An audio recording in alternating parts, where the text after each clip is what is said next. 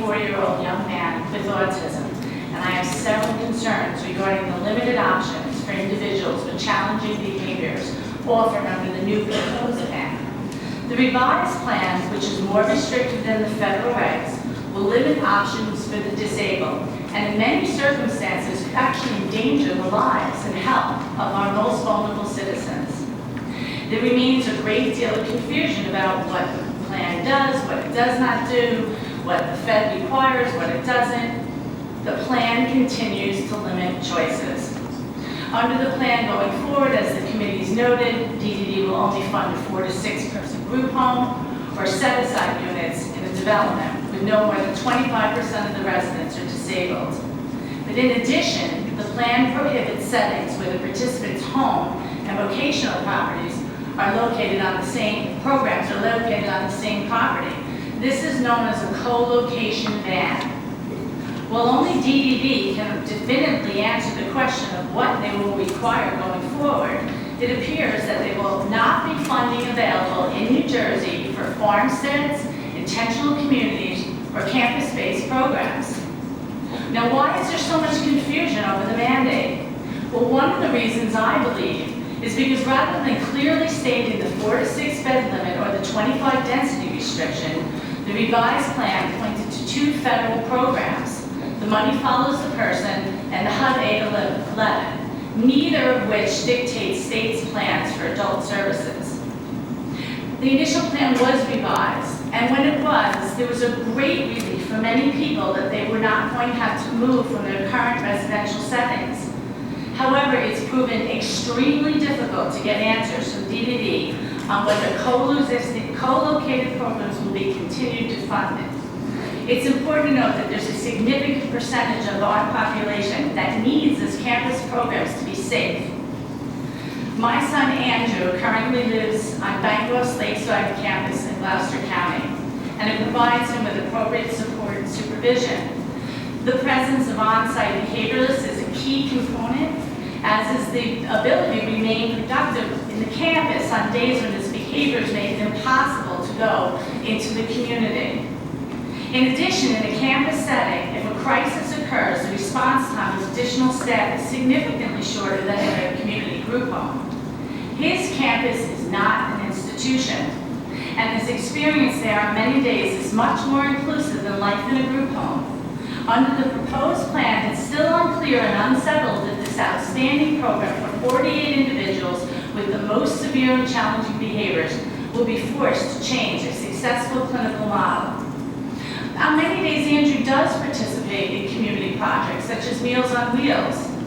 However, in addition to working on these meaningful projects, Andrew has also tragically gone 3 days without sleeping, 6 days without eating, lost 100 pounds in 3 months, suffered a self-inflicted traumatic cataract, and most recently detached retinas to both his eyes, which required surgery.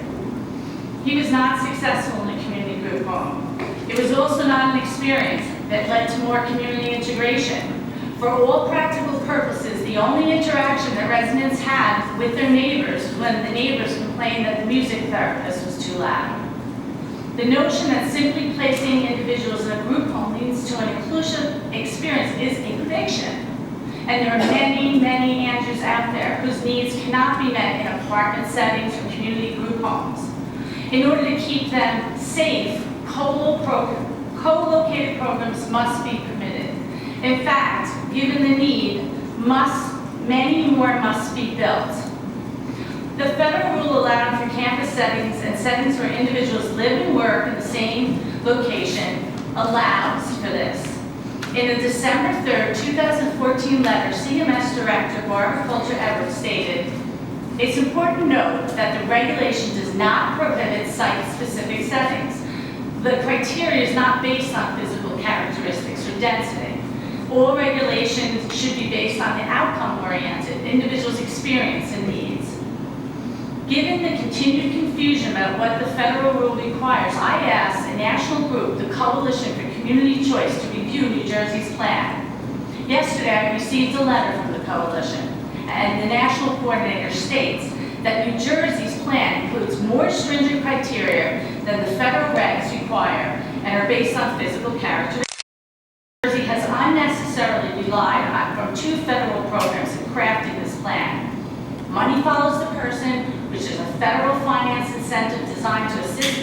risk of institutionalization does have a 4 to 6 bed limit. However, this federal program no way mandates statewide housing policy and hasn't in most of the states. Neither does the HUD Section 811, which is also in the plan. According to the National Coalition, the bed limitation is not mandated by the rules and may in fact be detrimental to New Jersey for states overly foul CMS rules. Moreover, CCC explained that although HUD 811 contains funding sources for affordable housing that don't have this requirement, why are we looking at this one? These restrictions have no place in the plan, they serve only to limit choice, and they're stunting future developments of the type of programs that are desperately needed in New Jersey. DSH has ignored the revisions requested by stakeholders.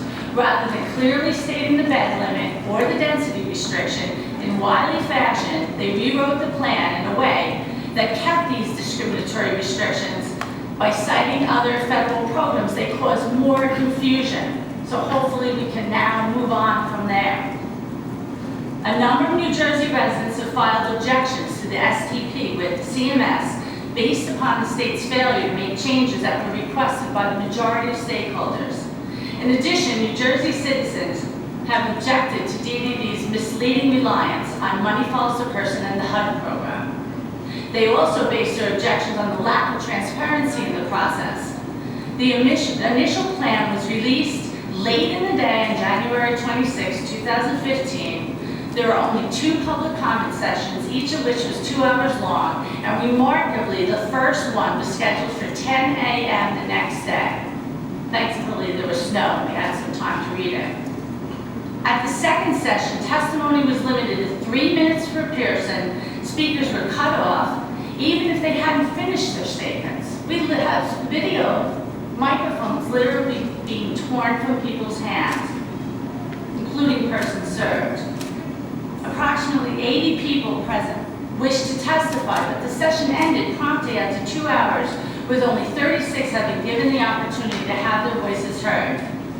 At that point, despite pleas from the audience, DHS officials walked out of the hearing room to the dismay of stakeholders. The unnecessary and untoward limitation of public comment was distasteful and it was disrespectful. Other states have provided far more opportunity for public comment and stakeholder input. Throughout New Jersey's process, there's been no transparency and very little cooperation. Unlike many other states, New Jersey released its plan at the 11th hour and left little time for constructive evaluation or revision. Many states began the plan early in 2014, issued multiple revisions, allowing for review and discussion. Multiple revisions, multiple stakeholder feedback. They also provided more opportunity for public comment than did New Jersey.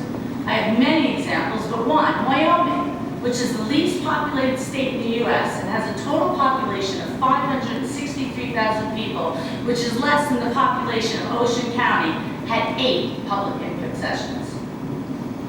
In addition, New Jersey has failed to establish the type of cooperative process that exists where governments, families, providers have collaborated with the goal of expanding housing options. For example, Florida. They've awarded almost $50 million in tax credits to invest in the development of affordable housing, mandating that 80% of the units be for individuals with developmental disabilities. In Ohio, 14 members of the state congressional delegation, including the Speaker of the House, recently sent a letter to the U.S. Secretary of Health and Human Services in support of farm communities where residents live and work at the same locations. In addition to the right of integration, our disabled citizens also have the right to be adequately supported in programs that meet their actual needs, to be presented with options, and most importantly, to be safe. To those who say that all campus programs should be barred, I ask the following. If other citizens may choose among options, such as living in an over 55 community or on a college campus, why should the disabled not have that option of living within a campus community that keeps them safe and appropriately meets their needs? New Jersey's plan must be rejected. Thank you.